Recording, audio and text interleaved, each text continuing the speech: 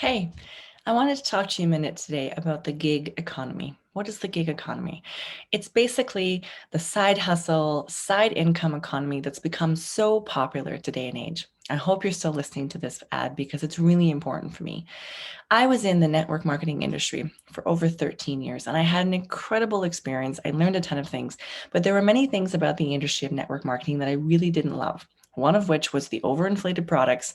Number two was the fact that I had to build a team or balance those things that we would call legs, the whole pyramid thing. I really was done with that. About a year ago, I was introduced to a social retail company. Social retail simply means that we are using our social media platforms, which are free, by the way, to promote products and services that we love. The affiliate marketing is booming. Not even going to lie. It's an incredible place to be in. And I am speaking to the woman who's in her 30s or maybe in her 40s, and she'd like to create that extra income. She'd like to create income on her own time. And she'd like to do it in a company that isn't all about the hype, that has some real products that she can get behind, and would work with somebody who wants to teach her how to do that. If that's you, then I would really love it if you would reach out to me. Feel free to comment below or leave me an email. Scan the code. I'm sure there's a code somewhere if you're watching on my YouTube channel, but I would love to get in touch with you. And this is why. The company that I'm with, modere.com or modere.ca, depending on where you're at, check out shiftingretail.com. So that's shiftingretail.com. I want you specifically to go check out the values of this company and what their mission is. That was really important for me. I got flown down to the corporate offices and I had a chance to meet with the corporate crew and meet with the visionaries that are really driving the company forward. And what I discovered is this. The first thing they said to me was, Candace, when people come here from a network marketing company, they start making money. Now, disclaimer, this is work. This is going to take work. This is going to take energy, effort, time, and skill. It's not a get-rich-quick scheme. Those don't exist, at least not ones that I would like to put my name behind. However, this company pays us 10 to 36% on commissions of whatever we've moved within our business. And we get paid daily. We get paid up to twice daily. Biggest, coolest thing about this, if I move product, I get paid on the product, period. No balancing legs, no having to do any of that stuff. If product moves because of a referral that I did, whether it was through my social media, through a swipe up influencer, or a person-to-person conversation, doesn't matter. I'm going to get paid on it. And for me, being paid on the work and the effort that I do is important. So if this is something that's intriguing to you, I invite you to head over to shiftingretail.com or head over to Smiley, that's CSMILEY.shiftingretail.com, and you'll be able to join my team directly. If you've got some more questions, please comment below or find a way to contact me and get in touch, because I would love to share with you how we're building this and how affiliate marketing is the place for you to be. And trust me, once I show you how to do it with this company, I will show you the many companies, brick and mortar stores, you name it, sole proprietors, entrepreneurs who have an affiliate-based idea. And once you can do it with one company, you can do it with any of them. So I'm excited to teach you that. In fact, so excited, we're going to give you 120 days of done-for-you posts or text that will help you so that you don't have to worry about what to post or when to post or how to post it. We're going to give all of that to you. You just got to show up with drive, determination, and some cash flow to get you started. $39.99 gets you your affiliate link and code and gets ready to start. Maybe you want to try some product too. It's awesome. But up to 2 customer orders actually qualifies you for commission. So you don't even have to place an order, provided you've got customer orders that are moving in your business. Brand new customer orders qualify you for commissions every month. Super cool. Definitely an opportunity for somebody who wants to come in, put some effort in and work with integrity, work with honesty, but really begin to use the social media time that right now is really just wasted time and turn that into cash flow. Awesome. Hope you have a wonderful day and keep enjoying our show. All right. Well, welcome back to another episode of the Create the Ripple podcast, where we trust the niggle and we tell the truth. Today is going to be all about telling the truth, and I'm absolutely stoked. So A few weeks ago, I got to be a guest on Nick's podcast called Apex Masculinity, right? I got that right? Okay.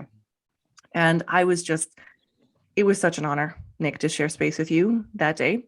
And so for those of you who are listening into maybe this for the first time, please head over to my website, which is just CandiceSmiley.com, and check out the podcast archive, because I've actually archived it there for you to be able to listen to. And of course, then you can connect directly with Nick and go check out more of the stuff that he's up to. Now, my listeners, you'll know that in March of 2021, we had done an entire series on masculinity. And this is a fascinating topic for me, Nick, obviously, because I'm a woman, and I have always been fascinated by the differences between the two of us and how we approach life and how we think about things. And I can remember specifically when someone shared with me the YouTube video, the difference between men and women's brains. And it was like this aha moment, right? The nothing box actually exists. You guys can sit there and think about nothing. And not everything is connected. And Right. you know what? It was just, I remember laughing and being like, this is amazing. So I have been fascinated by this, because I think when we understand each other's differences, there's a reason, and we can celebrate them. And then we can stand in the gap, which is a term I've heard a few times. And I think it's a powerful thing for us to do, both as men and women, and certainly for the genders themselves. But I'd love for you to start before we get too far into this. And as you can tell, listeners, I'm stoked to be hanging out with Nick today. I want Nick to share his story. And then from there, you'll understand why I'm so excited. And then we're going to dive into some topics. So Nick, call's yours. Awesome. All right. I guess I'm going to start with a quick joke, and it'll be really fast. And I'm only telling this because it came to my mind when you were talking about the nothing box. There's this Christian comedian, and we watched one of his videos one time, and he was talking about, man, you women, everything is spaghetti minded. Everything's connected, and he was telling a story about, he was trying to have a romantic moment with his wife, and the lights were low and dim, and, he was, it was his wife. So this is acceptable. He's, smooching on her neck and, trying to have this moment with her. And she looks at him and goes, you know what I'm thinking? And he's like, what are you thinking?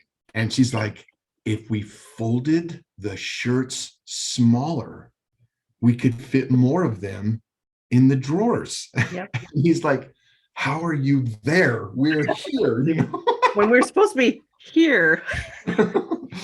But no, we're definitely built different, and that's for a reason. And if you've got a good partner, you balance each other out. As I tell people, my wife is the brains of the operation. I'm just the Viking, the risk taker, and the one willing to fall flat on his face publicly from time to time. And she gets to watch and learn what not to do by hanging so close with me or whatever. But now my past is, I don't think it's unique the more I talk with people. But in some respects, I guess it is. My mom, got pregnant with me when she was 15, had me at 16. Her and her sister met two guys at a party, and they both ended up getting pregnant. Her sister was 14 and had my cousin at 15. And single mom, just me and her for the first 4 years. And then she met my stepfather, and that's when the innocence was gone, man. My stepfather, obviously he worked, and he fed me and clothed me and put a roof over my head, but he was a very tyrannical man, very short-fused, very short-tempered, very unself-aware, and very unsensitive, and very abusive, not only with his hands but with his words. And I don't know if I was a special needs kid. Looking back, it's all meshed together, or if the abuse actually created the PTSD and the mental illnesses that I kind of struggle with now, or that I developed then.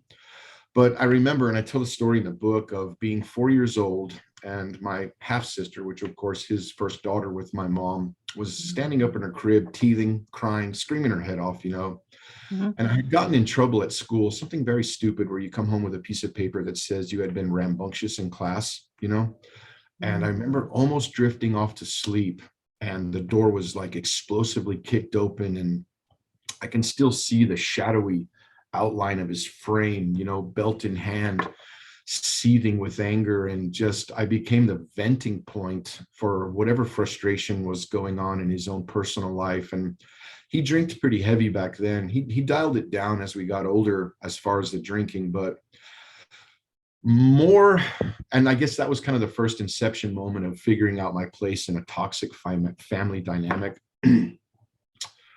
And it would heartbreak my mom in the beginning, for sure, to watch him have those moments of explosive discipline where I became like the venting punching bag.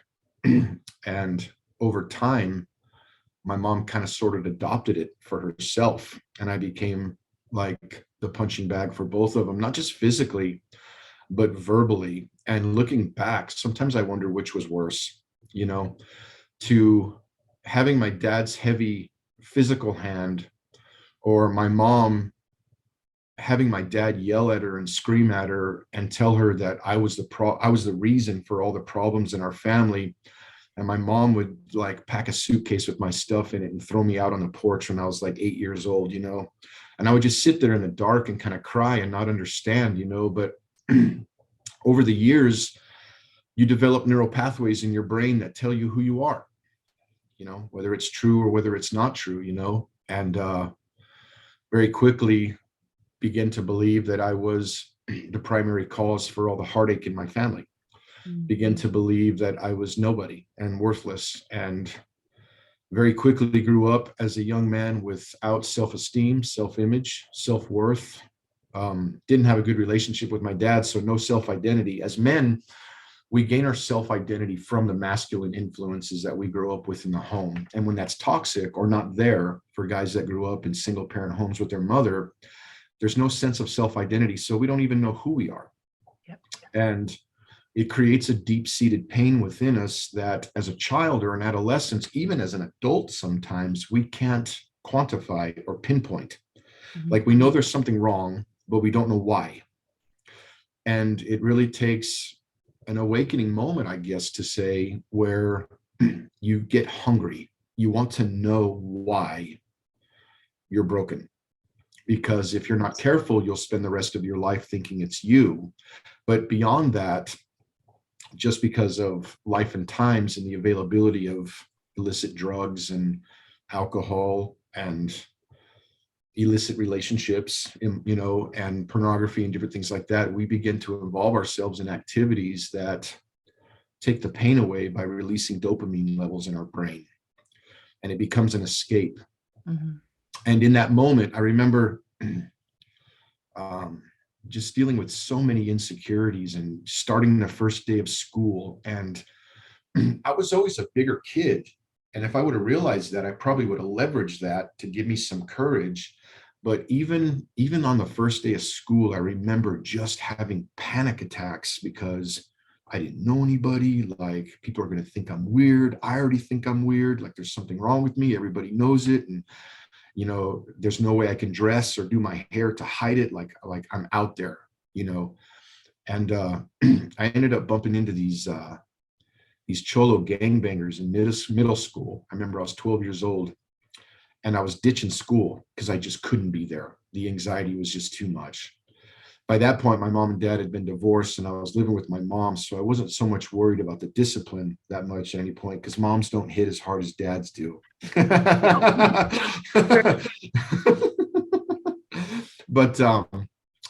But these guys were in the ditch after school smoking weed, and it was my first time. And I remember in that moment, for the first time in my life, not being able to remember my pain, not being able to remember my heartache, not being able to remember who I was or who I thought I was, just being caught up in that moment of laughs and being around other broken kids that probably came from the same broken backgrounds as I did.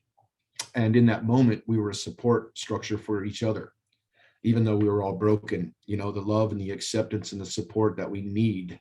And it's not a want. As humans, we need love, acceptance, and support. And if that's devoid in your family, you will look for it in all of the wrong places until you find it, or something that looks like it or feels like this is what it should be. And that's what hanging out with the wrong crowd became for me. And of course, things quickly accelerated there. First time I got handcuffs put on my wrist. I was 12 years old. We had snuck out and broke the curfew and stole some spray paint from my dad. And we were tagging up buildings and drinking and doing beer runs and stuff. And I remember going to juvenile detention center for the first time, and they left me in there. My mom's like, no, I'm not going to get him. I'm going to leave him in there, teach him a lesson. And I was so glad she did, because I remember for 2 weeks, there was no abuse. There was no yelling. There was no one telling you you're a worthless piece of garbage and you're never going to amount to anything. There was no one telling you that you're the reason our family sucks. There was just free food, a free place to sleep, and a bunch of other knucklehead kids that like to goof off and act stupid. And I felt really at home and really safe there. And that sucks to say that I felt safer integrated than at home, you know? Mm-hmm. So anyway, things escalate. 2 trips to prison, weed turned into coke, cocaine turned into crystal methamphetamines. Ended up meeting this older guy. I'll never forget him. Even though we only hung out for 2 months, I will never forget this guy. He was probably in his 50s when I met him. I was maybe 18 or 19. Mm-hmm. And he was an old biker cook from way back. And looking back now, I totally see that what I was looking for in him was the love and the acceptance and the support, so that I could have so that I could develop some sense of personal identity for who I was. And he used needles. And so I had to be like Steve. So I started using needles. And Steve had hepatitis C. And at 19, I ended up getting hepatitis C from sharing needles, and ended up having hepatitis C for about 20 years. 2015, I ended up getting treatment for it at the Texas Liver Institute in San Antonio, Texas. But yeah, man, so that's kind of it in a nutshell, troubled past. The second trip to prison was the wake-up call for me, because in between the first and the second trip to prison, I had met a girl, and she was just as toxic as I was. And I say that with love and respect, because well, you don't attract what you want, right? You attract who you are. And that's one of the things I talk about all the time, which is why people are like, how are you attracting different now? And I'm like, well, I shifted. And I know we're going to talk about that later, but that makes total sense to me. Mm-hmm. Yeah. So she already had a kid. We were hanging out pretty tough and, you know, using drugs and all of that stuff. And she got pregnant. And my son Mordecai was born. And I was on the run from the law at this point. Like, they put me on parole after the first prison thing, and I took off on the run, went to Alaska and was hiding out, working on the fishing boats and stuff like that. But I remember being on the run for a while, and we were living in a motel room. Both of us were working at like a fast food restaurant. Mm-hmm. My son Mordecai had just turned 2 and had just turned the age where you can start to tickle them and they smile. And they don't know how to laugh yet. So it sounds almost like they're choking, but they're laughing. You know what I mean? And just bright and bubbly. And I was like, oh my gosh, like, this is so fun being a dad, you know? And a couple of days later, they picked me up for my warrants, and I was headed back to prison for the second time. And I lost a family, you know? And of course, looking back now with my wife that I've been married to for 14 years and the kids I have now, I totally see, you know, divine providence in all of it. But I remember being so broken and sitting in that prison going, why is it that no matter how hard I try, whenever I start hitting a certain level of success, it's like I pull the pin on a hand grenade and throw it into my own lap. I cannot see myself being successful, because again, there's no self-confidence, self-esteem, self-worth, self-image, or self-identity. So there is a tribe of people out there, men, women too, that whenever they start seeing certain levels of success in their life, they're uncomfortable with it, because it's not what they're used to, because over years, the neuroplasticity of their mind has been developed to agree that they are substandard and do not deserve this kind of life. So when they start getting to that kind of life, the internal mechanisms in their brain feel like they're out of congruency with the way we're living. So subconsciously, we create our own tragic consequences to bring us back to a level of living that we feel comfortable with. And that was an eye opener, of course. And that trip to prison was a lot rougher than the first. I mean, it was I mean, you're off the bus from county jail and strip searched, and you're standing there naked as the day you were born with 80 other men. They're shaving your head, they're throwing delicing powder on you. There was a lot of gang violence, a lot of racial tension. I mean, people were getting stabbed and jumped, and I mean, it was crazy. And I remember the real awakening moment for me was I was standing outside because they would strip search you every time you left the prison to go work out in the fields. In Texas, they make you work in fields. It's like old school, right? And I'm standing there with 80 other naked men, and I'm looking around, obviously at faces. Okay, I should preface by saying Yeah. I'm looking around and I'm wondering why is everybody so calm about this? Like, what happened to us? And the common theme that I saw in every face was acceptance. This is our normal life. We're not even looking for anything better. This is who we are, and this is normal. And I was like, no, this is not the way I imagined my life to be. And divine wake-up call, got out, really started getting my act together, started going to church, really got serious about it. Actually got serious about it while I was in prison that time. And I remember Candace being so scared when they called my name and they told me that I was getting out. And for most people, that's a happy day, you know. Wow, I'm getting out of prison, man. You give all your commissary away, you know, you high five your friends, dude. We've been doing time together. We've had each other's backs. And you're happy. But in that moment, I was terrified because I'm like, when I get out there, all of that garbage is going to be waiting for me. And like I wanted it to be real. I wanted the change to be real. And, you know, ups and downs and, you know, a couple relapses along the journey and a good support system at the church and like lots of growth and development and lots of stupid mistakes. When I got out of that prison, I did not know how to be a father, how to be a husband, how to I manage. just want to pause, like, listeners, seriously, because I talk about this a lot when I'm talking. I'm like, listen, you're going to make a lot of mistakes and it doesn't happen overnight. And I think this is really important for people to know, because I know that a lot of my listeners, they want better, right? Regardless of where they are on the spectrum or the scale. And I think it's so important. So for the listener, like, seriously, like, tune in. This is time, effort, energy. Carry on, Nick.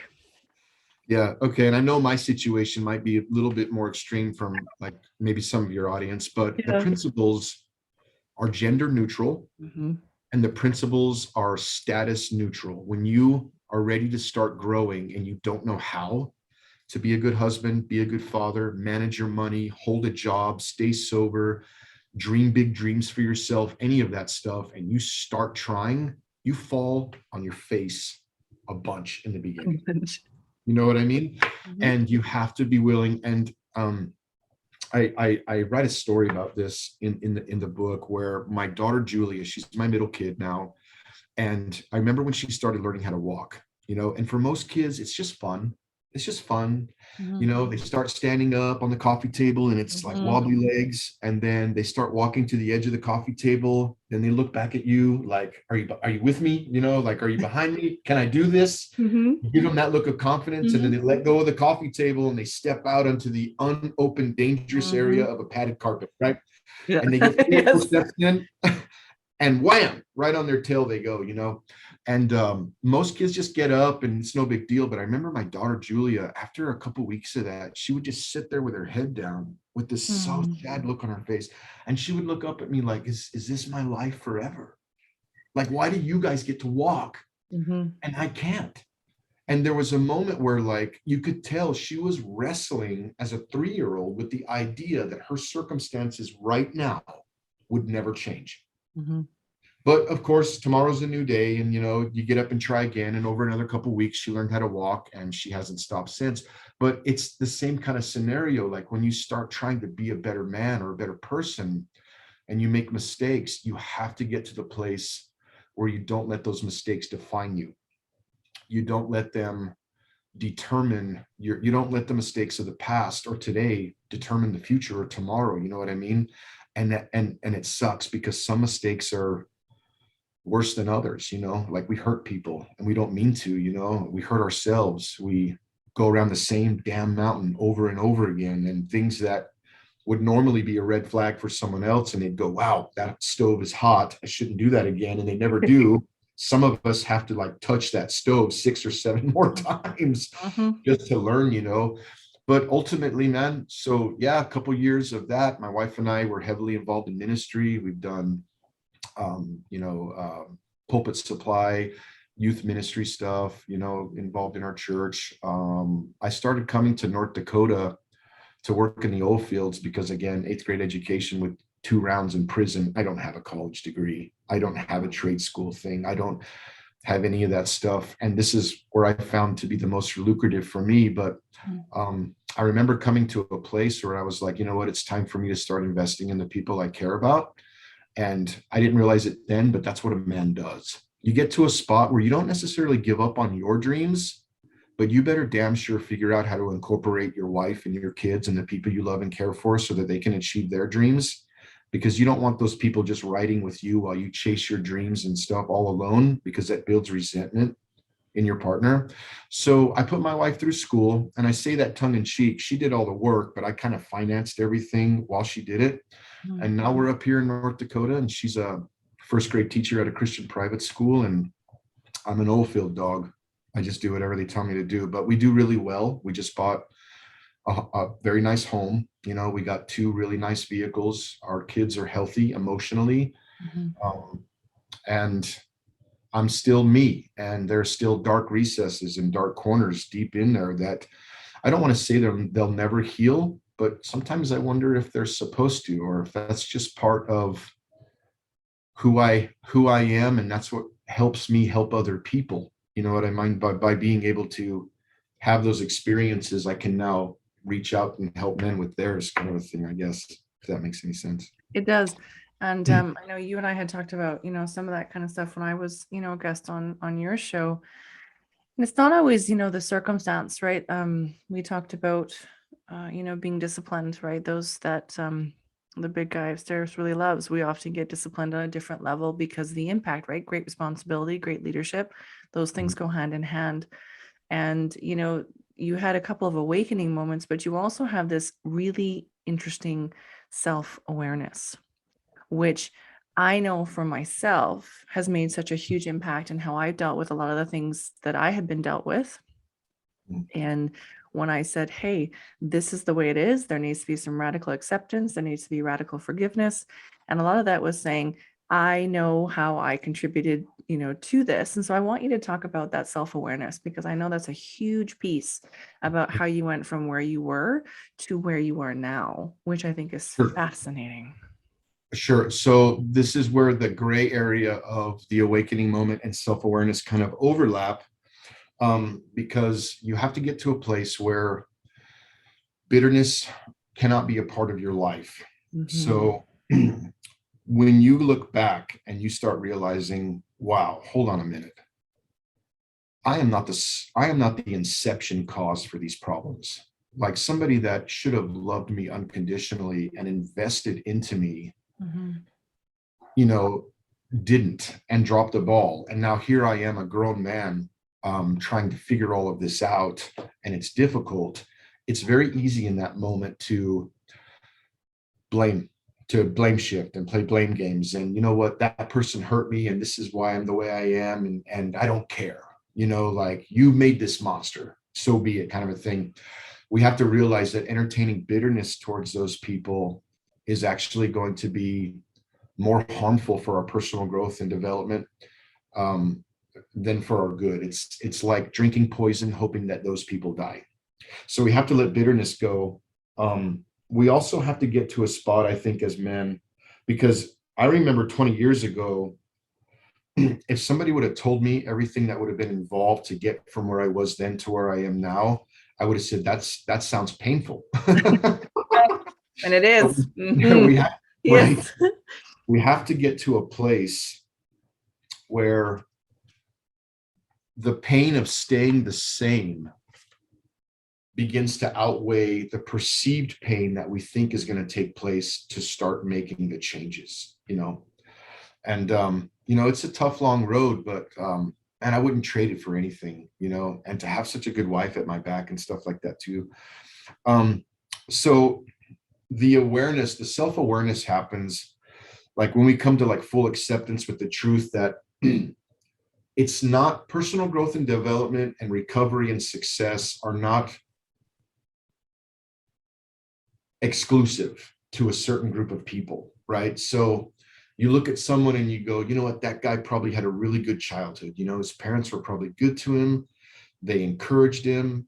They probably disciplined, but they lovingly affirmed him afterwards. And he always knew that no matter what, those people were behind him.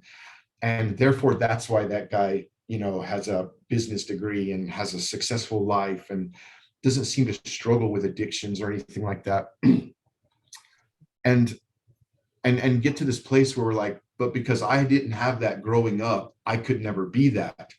We have to get to the place where we understand that any person can come from any place of brokenness and destitution and go on to build an amazing life. Mm-hmm. The time structure will be different. The epic blowouts and failures will obviously be more, but that journey is open to anybody. It's not exclusive to race, to gender, to status, to upbringing, any of that. You have to get to a place as a man, as a person, where you make peace with what happened in your adolescence and childhood. You make peace with the people. When I say peace, I don't mean necessarily with them. Sometimes relationships are so toxic, you just have to sever them, but you make internal peace with what happened, and you get some grit down in your craw. This will be for men, but I know a couple of chicks that are like this too, where we get Viking. Mm-hmm. We get to a place where we are determined that no matter how many times I fail, no matter how many times I fall. And for me, I'm one of those people that when I fail publicly. Have you met one of those people that have these epic blowouts and no one knows about it? It's all quiet and stuff. Yep. Man, how did you get away with that? When I do it, it's like almost blasted on a megaphone. It's all over every Facebook page. And I don't mean that seriously, but like, because I just live loud and out there, but you have to be okay with the fact that it's going to take time and failures, but you will get there. And the awareness moment, even though, like I said earlier, those things are not necessarily our fault, we have to now take extreme ownership of those things. So we have to get to a place where no matter who wounded us, I am now responsible for whether or not I stay the same or whether I change, because quite honestly, no one is coming. There is no hero. There is no white knight that is going to come and fix your life. I literally posted about this yesterday or day before that, because of course I grew up on Disney, right? So there was always, the white knight, he was showing up and rescued. And yet some of the biggest wounds I've had are from men who I thought were going to rescue me and didn't, right? Left me in a much worse place than I had been found, and no blame, right? There's some acceptance. I chose them. Right. But yeah, I'd posted, I said, look, if you're looking for a hero, sweetheart, it's in the mirror. Like there's no white knight. Yeah, no, I like that, man. We can't, and I don't even think it's nice if you get that, but it almost seems like every time I've ever seen that, the person has fixed themselves first, and then the white knight shows up. Yes. And you're like, thank you for showing up. Yeah, no, my partner Mark says, he says, I always thought that you would meet someone and things would just be better. He's like, in actuality, because when we met, both of us had done a lot of work on each other and sort of showed up literally like, hey, I got a suitcase full of stuff. I'm still working through it. I do not need you to go through it with me, but it'd be really nice if you hang out and have a cup of coffee while I do, so it's not so scary. And he said, so, it's not you meet your person and everything gets better. He's like, you meet your person and the work continues. And I was like, it's so true. And I think that's really important for people to realize, because it's not necessarily a message that it's out there, and certainly in the media and in the mainstream, but there's a lot of work to be done, right, for us to be as people. And that changes so much for so many people. Yeah, and that probably goes back to that attraction thing that you were talking about. You know what I mean? Like we're looking for the white knight, but the way we are, we're not ready for the white knight. You know what I mean? Like we're still, and I always wonder if this is the right way to use the word, but I call it toxic. It doesn't mean negative or mean. No. It means like there's a lot of toxicity going on. And yeah, so no, Well, but it's like, and unhealed people attract more unhealed people. And we do because, we're looking for the Band-Aid. We are, right? And so once you fix yourself, you do the work to be okay with the scar, then you don't attract that same thing anymore. But that's can be very discouraging. I know it was for me, certainly at the time. I was like, why isn't there a white knight? And I was mad that there was no white knight. And then I was like, why are we teaching people that there would be a white knight? Like, this is part of the problem. And not only that, but it's set up, not to deviate from your story and what we're going to talk about, but for me, it created this incredible set of expectations I had of men and, people who were playing that more masculine role in my life that were covert. So they had no idea that I had these expectations because I didn't even know I had these expectations, which automatically set me and the relationship up for failure. And so really acknowledging some of those things that I expected of other people, rather than turning it around and saying, hey, if you need to feel safe, then how can I make myself feel safe? What do I have? So I need to adopt or change, like all those things. And so, yeah, choosing to be your own hero, that's a big deal, big part of healing for sure. for sure in relationships, I don't know if you would call like life coaching or mentorship or something like that a white knight, but I think there are You're people more like out your fairy godmother. okay, that works. That works. They'll give you the slippers until midnight, but then you got to make your own, right? Like, that's it. No, I remember 2016, and this is a funny story. And again, we're allowed to wander a little bit, right? We are totally. Okay, cool. So it's 2016. I'm living in an RV in San Antonio with my wife and 3 kids. And again, like I had been on this trajectory of really doing well for a while. But again, when I'd hit that certain level of success, boom, pin comes off the hand grenade. I tear it all down. And it's almost like I enjoyed rebuilding than I did just steady uniform levels of success. Sure. Which is that's toxic. That's like not, like it almost like it gives me something to do. All right, I tore it all down. I got to build it all back again, kind of a thing. But I remember telling my wife, I was like, I need help. Like, I just need help, And I said, maybe I should see a therapist. And she's like, I support whatever decision you want to make, But at that time, the oil field was not doing well. It had went through one of its slump periods. So I was hauling gravel in a belly dump and we were barely making it. If it rained, we didn't work. And I remember that year it rained like every other day, and it was rice and beans every night. But I also remember those were some of the best memories that we had made that year, just being close to each other. But anyway, getting back to the therapy, like I started calling around and I was like, man, I can't afford this. And what is sitting on some dude's couch going to do for me? Like, and I didn't really understand the whole thing back then. And I had just gotten my first iPhone and I needed it for the map. Otherwise I would not have it because I hate phones. I'm just going to come out and say that right now. I absolutely hate them. But, and I was like, okay, that's not going to work. And I was all, wait a minute. I listened to sermons on podcasts. Maybe I can find some therapy, So I started looking at therapy. And again, this is brand new genre for me. Personal growth and development and therapy and all that stuff was brand new for me. And I found one. I'm like, okay, let's just try this one. I downloaded it and I'm driving trucks. So I put it in the aux cable of the truck that I'm driving. I'm going down the road. You know what I mean?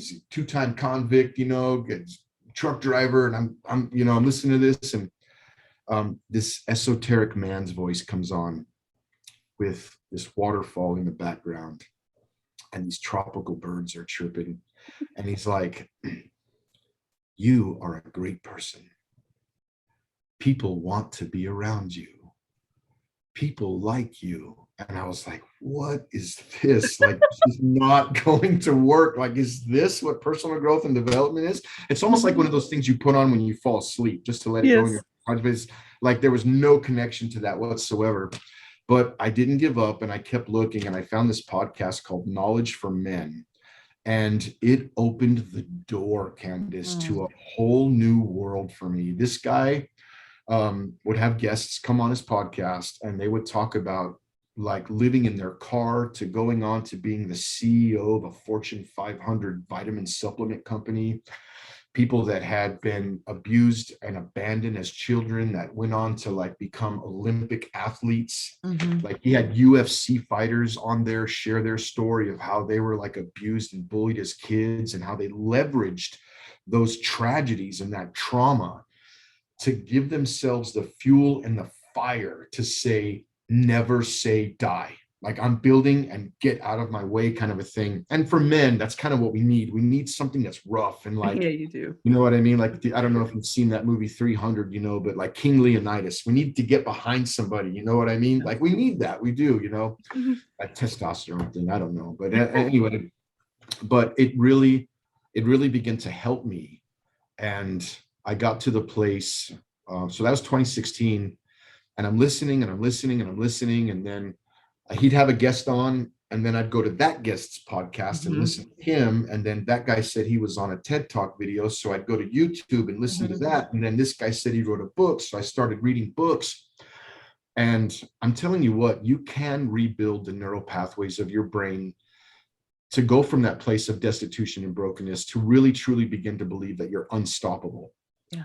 Now, I have a very small part of me that will never go away that every morning tells me I'm a fraud and I'm an imposter.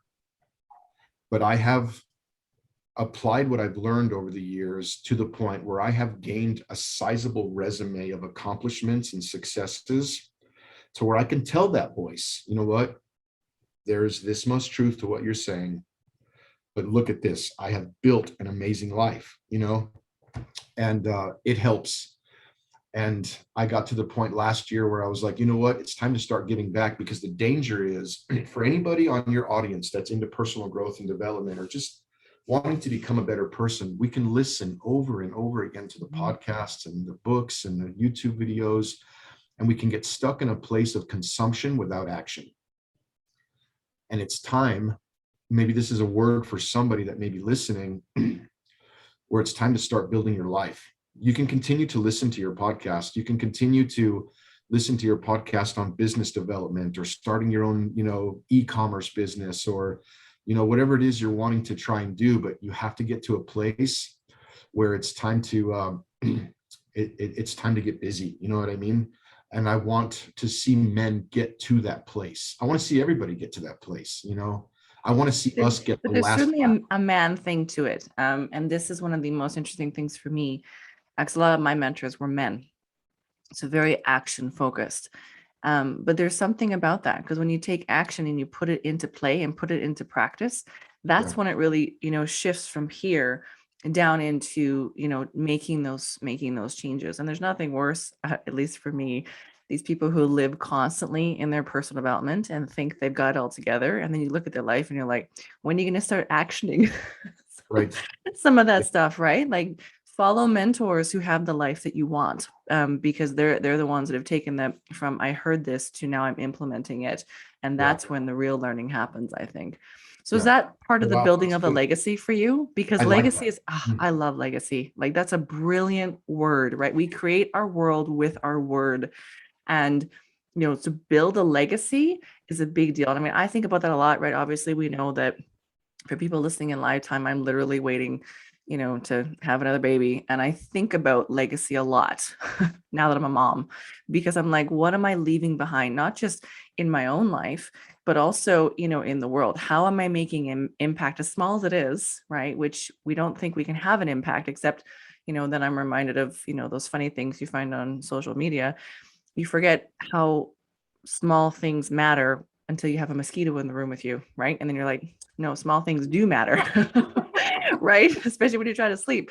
So let's talk about the building of a legacy. And I mean, if you need to go back and wander, that's all cool. But I've been looking at that, you know, from my notes of what we wanted to talk about, because that here for me. Did it really? Mhm. Yeah. Okay. I in my mind, I have just done a gender bias, and I'm so sorry with that, because I thought legacy was like a man thing, but I guess it's not, you know, like it's women want to leave something for their kids. They want to leave something for their namesake, you know, to be remembered by. And I think coming from like traumatic past and a lot of bad mistakes, we're more earnest to want to build a legacy, because we're actually trying to rebuild a mired reputation at the same time that we build a legacy, rather than just build a legacy. Now, I think in these, and for me, I boiled legacy down to 4 things. Now, I'm going to make an assumption that one of them is going to run cross-grain with you, but it might not. Okay. I'm intrigued because now. because I know you're a minimalist. I am. But that's okay, because like this is where the variety of life comes into place with different viewpoints and stuff like that. But but I'd like to hear what you think about it anyway. So for me, I'm thinking about, okay, what is legacy? For me, the legacy moment. See, these moments where I talk about the awakening moment, the self-awareness moment, the legacy moment, these were epic moments in time where something catastrophic happened in my life. So going back to San Antonio, okay, I'm in my little tiny Nissan Versa. Now, I drive a huge semi at work, but I drive personally a little tiny Nissan Versa because it gets great gas mileage. You know what I mean? Yes, 30 miles an hour, right? Yeah. So it's 5 a.m. I'm sitting at a red light, put the blinker on, dense fog everywhere. Like I almost can't even see the lights, right? And the light turns green. And I make my left-hand turn and bam, I get T-boned by a semi. Also a belly dump, fully loaded, with a woman behind the wheel. No, I'm just kidding. Hey. No, I'm just kidding. No, I'm teasing. She was on her phone though, but like that's also gender neutral too. But like, today. But anyway, she was trying to make the yellow, and I mean straight T-boned. Picked my car up in the air, spun it around, set me down, tried to drive off, mind you, okay? Like no one was going to see that. And there is like a string of morning traffic behind her, like watching her almost kill this guy, right? Yep. And that was a joke anyway about the woman. Yes. No, I thought it was awesome. Very brave of you. Like, so I learned 2 things in that moment that had only been rumors for me up to that point. 1, it truly does not hurt as bad if you don't see it coming. That is a reality. I did not see that coming, and I am almost ashamed to say that I felt nothing. I had no engine left from the windshield to my license plate. Gone, like a drunken blast of confetti. Exploded, right? So I'm just sitting there like dumbfounded. The second thing I learned was that sodium azide and nitrate combine instantaneously to form the gas that fills your airbags up. And there are airbags in vehicles that you don't even know they're there. I had no idea there's airbags over the windows. Have you ever been in a bad accident, Candace? Yep. I had no clue, right? So airbags are coming out. The next thing I notice is the airbags begin to deflate right away. And that releases the carbon into your car. And in that moment, I thought my car was on fire. So I'm panicking because I don't have a transmission anymore. So I can't put the car in park and open the doors. I can't get out of my vehicle. And I think my vehicle is on fire. Now, later on, my wife tells me, she's like, why didn't you just reach over and pull the thing up? And I was like, I don't know. I just got. I need to be your wife because that's awesome. Yeah, she would think of that, right? Like I'm in a panic thinking I'm going to burn alive in my car on my way to work. And anyway, all these people showed up, man. And this older African-American lady, she must have been 60. She was hunched over like arthritis. She picked up a boulder like 3 times the size of my head. And that's huge, right? And she slams it through my window. And then this young Hispanic kid reached in and grabbed me and pulled me out of the window, set me on my feet. And we just stared at each other for a minute, right? And like it was the most surreal experience I've ever had. Okay. And you'd think it would be over at that point. We're all standing in that intersection, dust and glass everywhere. And if I need to hurry, please let me know.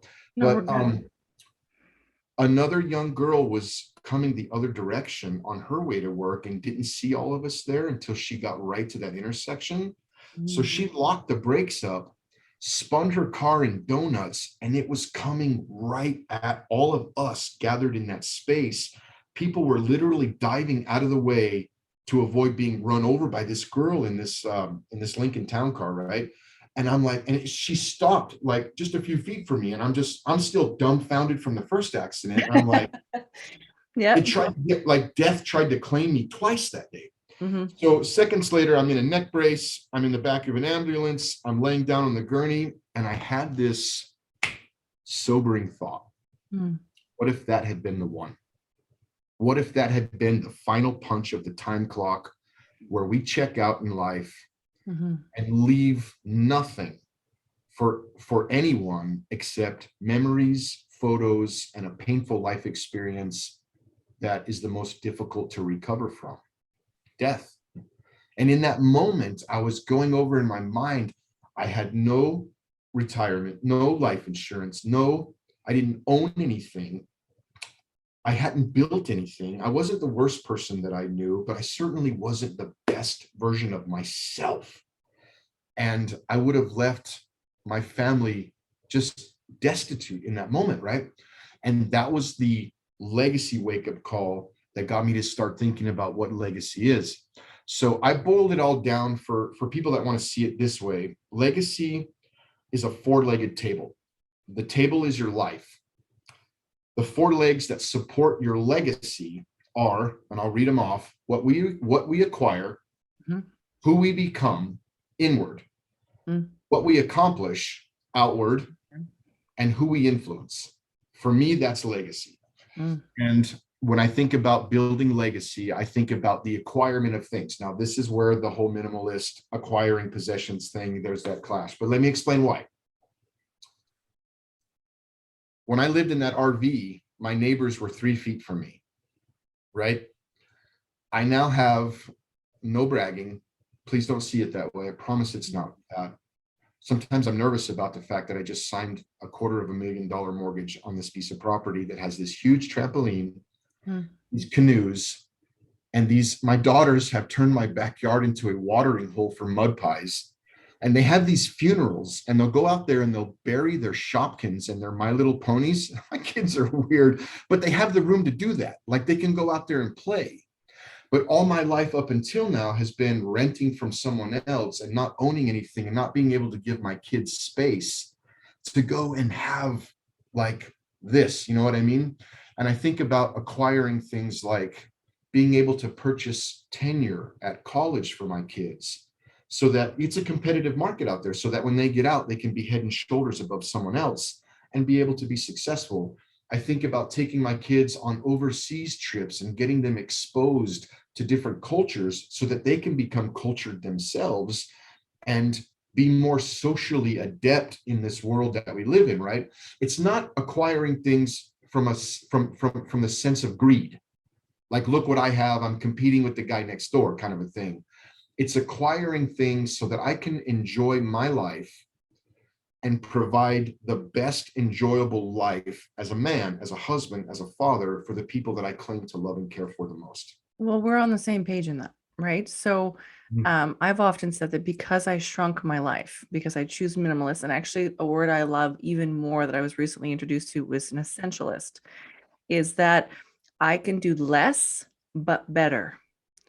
So if I want something, I'm choosing the best quality of, I'm choosing, who's, for example, Canadian, right? Is it Canadian made? Where does it come from? It's just that one extra space. So I might choose to live in a smaller space, but that's so I can live larger out there, right? Because I want the same things for my kids to be able to go run outside. Now, I grew up on an 800-acre farm, so I don't need to have a big house on the farm. I have a tiny house, right? 250 square feet. I have to make some room because there's some kids coming. But that's okay. We'll expand to what we need. But then I open up the door and I think it's so that they can have a trampoline and we can have the hot tub and they can have this. And so it's not about having less necessarily. It's only having those things that when I look at it or I'm a part of it, I go, I love this. That's what it means for me. So I'm on board with you. I just wanted to put that out there to tweak the brain a bit. Right. Yeah. And when you say, I love this, meaning also, I am not so stressed that I'm trying to provide this and can't afford it. And it becomes more of a headache than a blessing. Yeah. 100%. Absolutely. So the second leg with who we become, that's the inward journey. Like I am sure that there are things from my past that I will walk with until the day I die. I'm sure of it. There are things, that's just the As way am that, I. Yep, I feel you. yeah.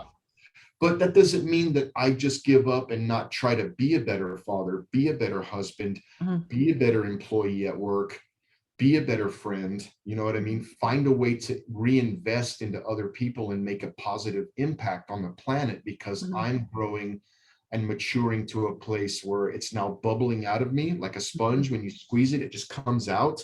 Like, I want to be so solid and so healthy emotionally, not physically, but emotionally and mentally, to the sense that, like, when you touch me, nothing but like love and goodness pours out in a way that when you walk away from a contact with me, you're like, that guy was such a blessing to my life in this moment. Have you read the book Art of Significance?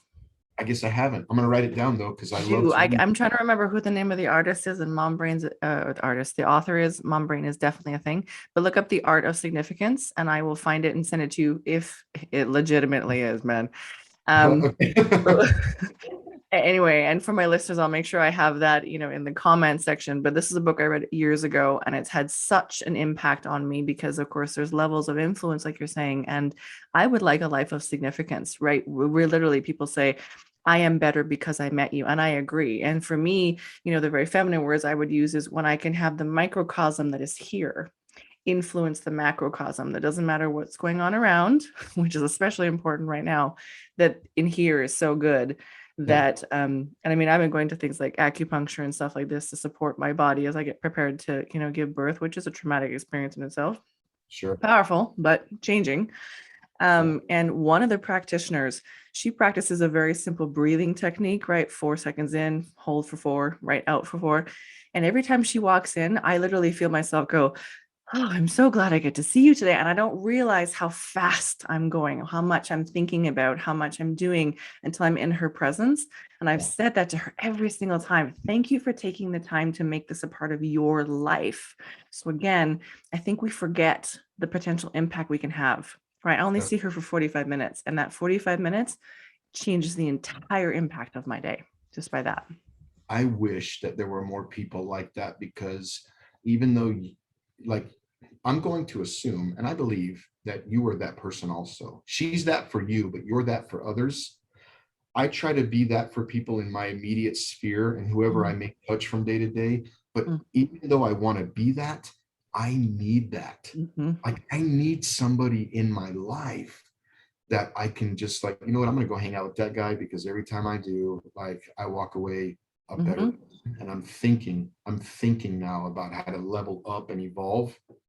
But so that would be the inward one. And then what we accomplish is more of the outward one. And again, this is not from a place of greed, but like, even going back to school, right? Like, you get to, and again, you got to take all this in the mindset of someone that grew up traumatic, went to prison, has nothing. And again, it's neutral across the board for wherever you're at, but someone that is like, okay, like, I have nothing, I'm basically no one, but I want to accomplish something. So going back to school, getting a degree, learning a trade, like going and visiting other countries, like starting a business, starting a podcast, writing a book, whatever it is for you, like, give yourself a healthy set of sizable accomplishments, not for pride or ego, but so that you can say, you know what, like, I made good use of the time that I had here, and whenever you get those accomplishments, not only is me, learning this trade in the oil field and like being at the apex of my career in this industry helped me by giving me confidence, the natural outward result is it's benefited my wife and kids. So accomplishing things isn't just so you can experience the joy of accomplishment and the confidence that builds within you, but it actually touches everyone in your immediate sphere as you gain a sizable set of accomplishments. And we need that. And I go back to the Viking thing, and I talk about it in my book, and I think it is genetic to men. Like, we are accomplishment driven. And I think it needs to be balanced. I think it needs to be tempered. You can certainly neglect your wife and kids in your pursuit of your conquest of your career, and many marriages have suffered because of it. So you do need a healthy balance. But I think men need to be accomplishment driven. And then I guess the last one for legacy is who we influence. And this one was big for me because I had spent, like I said, 2016 was the deep dive and a lot of all the growth and the books and everything and the aha moments and connecting the dots and stuff. And then there was a moment just here recently where I'm like, how much of that are you putting into your kids? You got it. You're going to share it, and that's the sad tragedy of our time. And in the book, I call it, we will create an anomaly in the generational curse chain, but we won't break the chain, so to speak. Like, you'll be okay, but you didn't download any of that epic awesomeness into your kids. And so they just become whoever. You got it.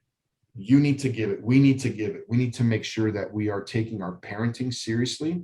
We need to make sure that we are taking our marriage relationships seriously. For me, I don't have a good relationship with my mom and I get along and stuff like that, but like, I don't have a really good, not the relationship I want with my parents or my sisters or anything like that. But you need to figure out what hats you're wearing.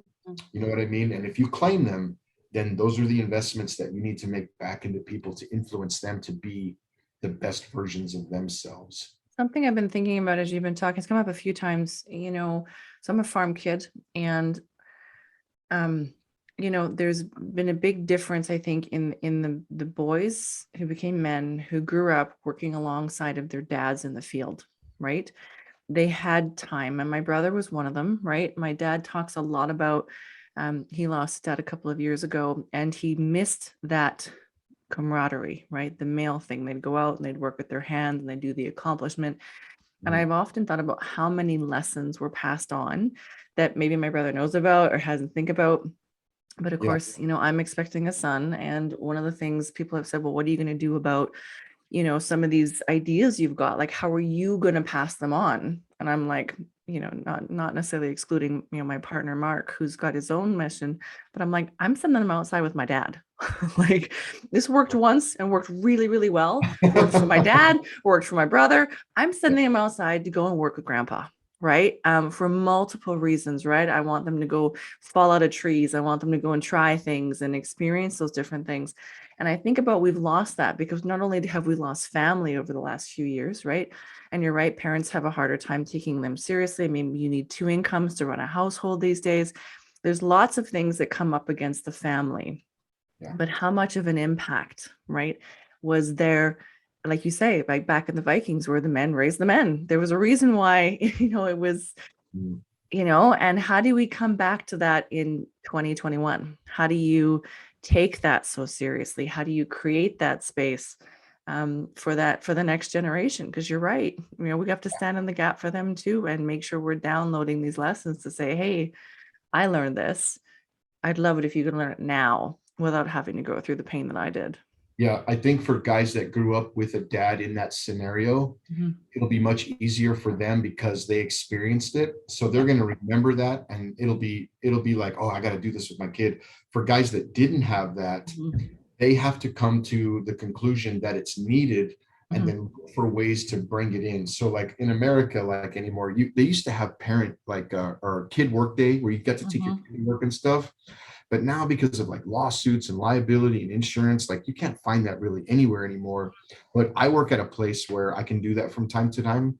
Nice. But you have to come to terms, I think, with the understanding that you are required to do that, or you are letting down your main role. Like of all of the roles that I have in life, those kids, that is the main role. And then you have to be really proactive in making the time. And if your work doesn't let you do it, then on the weekends you're out doing yard work. You teach that boy how to run that lawnmower, you know what I mean? You stand side by side with him and like just do whatever you can, And I've noticed from my own son, and I love him so much, and this oil field is so taxing with time and schedules. And when he starts to wander, the way I get him back the fastest is to go sit on the porch with him for 2 hours and we just talk about whatever.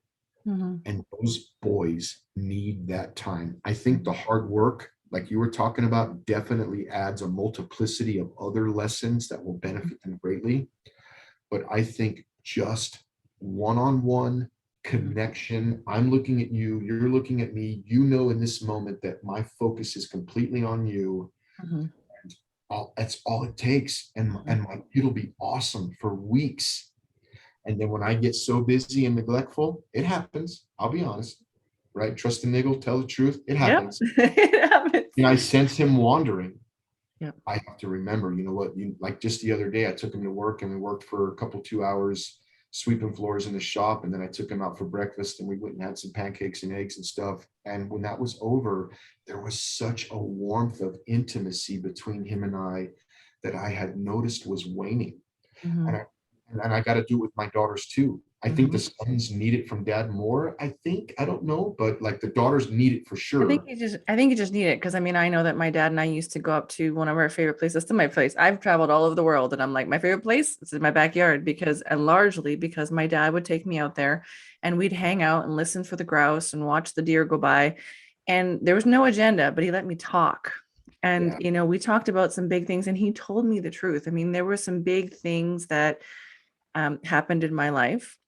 And he would tell me the truth, even when he knew it would hurt me. He'd say, "This is going to hurt you, but here's the truth." And sometimes he'd say, "I don't know the answer to that." And Yeah. hearing from your dad, he doesn't know the answer when he's like the guy, had an Yeah. impact. But I also respect that he said, you know, for me, this is the truth. For me, this is what I've come to. And that created such an interesting space and base. Like I have to say, I am who I am and I've achieved what I've achieved and come through what I've come through as unscathed as I have because of who my parents were. And the older I get, the more I realize, wow, did I ever hit the jackpot with who they are? And how Sure. much does that drive me now to be the parent for my children and create spaces and like you say, to give back and start talking about these things Mhm. you know, to other people so that even if they didn't have the parent, they can become the Yes. parent, right? Yes. Who we become. Third Yeah. leg of the table. Yep. Absolutely.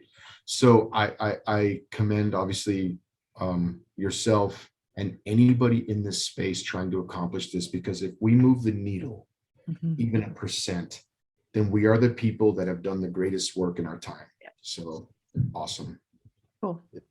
Well, I think we've given people lots to think about. And certainly I'm sure, you know, they've gone over to check out your podcast because I know I certainly would have been like, who is this dude and how do I follow him? And of course, we'll have all of your information, you know, down below. So it's nice and easy for people to follow along. But let's talk about your book because I'm stoked for my copy. I'm going to share this one.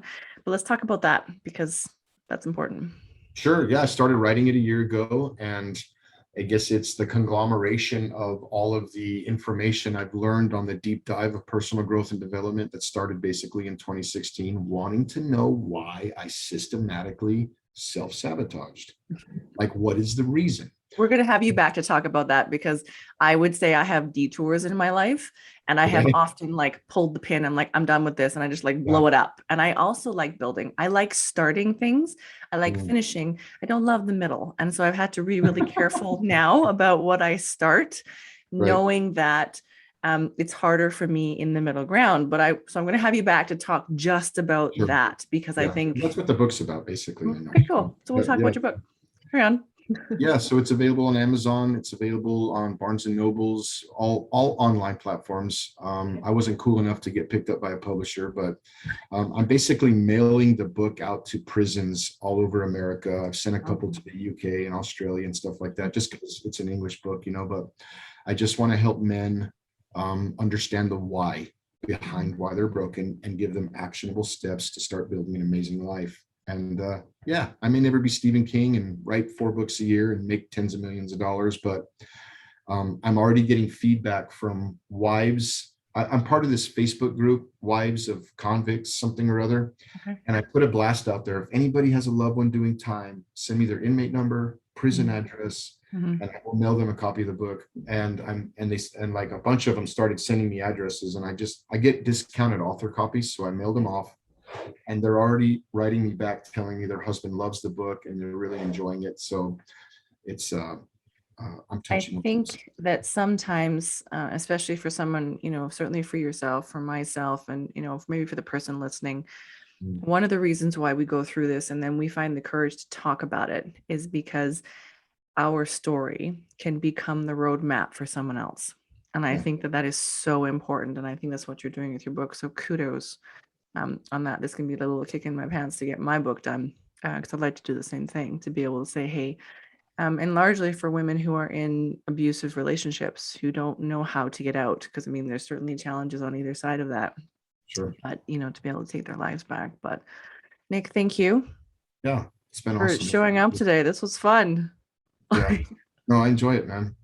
I was a little nervous, but it just takes off on its own, and then Doesn't it? you're in your groove and you're going. Yeah, Yeah, it's my favorite. thank And you. I think in today's day and age, people are hungry for truth. They're hungry for people to be talking about, their own truth, right? And this is what I've gone through, and this is what's happened, and here's how I've recovered. And I'm often surprised people are like, "You're so honest." I'm like, "How else am I supposed to be?"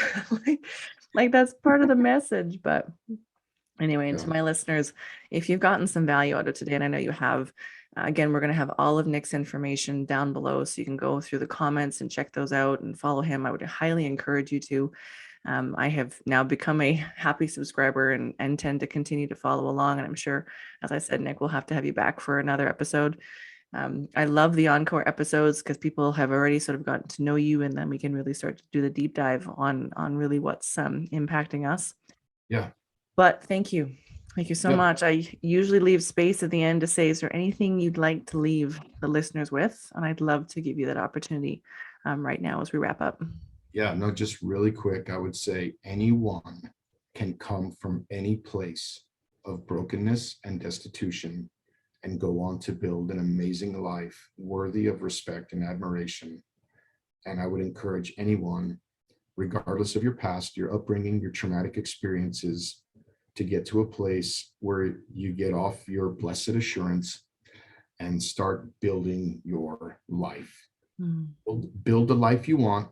Love the life you have while building the life of your dreams is a quote that has stuck with me forever. And yeah, and when you get there and you build that amazing thing, reach out to me and tell me about it. I want to celebrate your success with you. I want to hear about what you built. Yeah. That's amazing.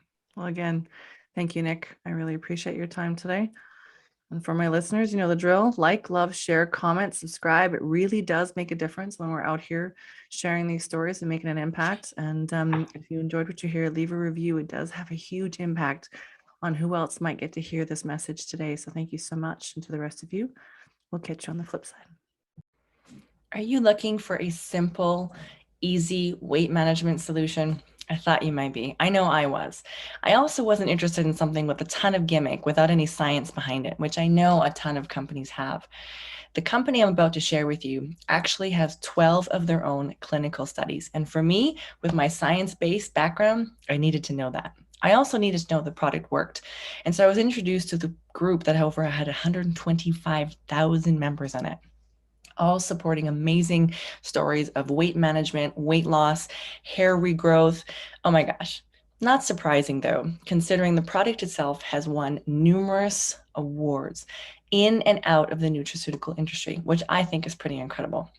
Pretty exciting as well is the fact that it's made with their patented technology, 7 international patents on the collagen in this product, made entirely from chicken sternum. Chicken sternum, why? Because it most closely mimics the collagen that our own bodies create. Now, I'm a 36-plus-year-old woman, and so making sure that I'm maintaining and taking care of and trying to reverse the clock so I can age gracefully is super important to me. Making sure I'm taking products that are safe, making sure I'm taking products that are approved, and making sure I'm taking products that I would be happy to share because there's integrity at the top. So this company is a values-based company, which I absolutely love. Not only do I love that, but I love the flavors. This is mango. Mango's my favorite. This is from the Modera company, which you've heard me talk about before. 1 simple spoonful a day. In the morning, I can add it to my coffee if I feel like it. I don't add the mango, I add the vanilla to my coffee, but I can add a simple spoonful to my day. It tastes awesome.